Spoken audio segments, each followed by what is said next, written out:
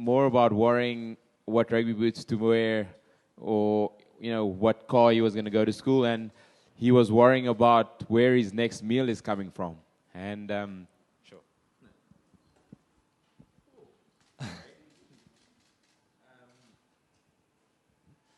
I think to talk about Sia, you talk about the person, because I think for me that story is much greater than the rugby player, the captain, the inspiration is at the moment. Because for those of you that don't understand, South Africa's got a very unique history where a lot of people of color weren't afforded the opportunity to play the game of rugby.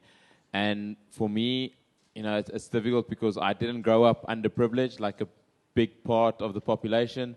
I got afforded the best opportunities to go to the best schools and make a success of my life. And you look at someone like Sia, where I was potentially at school worrying about what brand of rugby boot I wanted to wear, what type of movie I wanted to go watch at the cinema.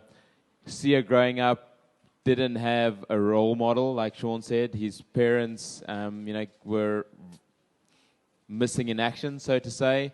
And for him, more about worrying what rugby boots to wear or, what car he was going to go to school. And he was worrying about where his next meal is coming from. And, sure.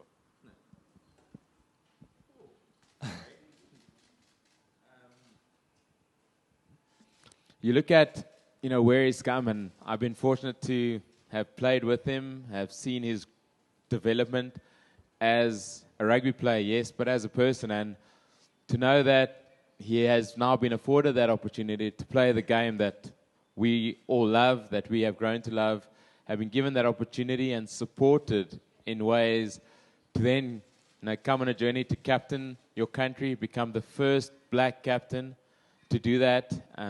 Wear the same number 6 jersey that Nelson Mandela wore back in June '95. As a South African, it's pretty special.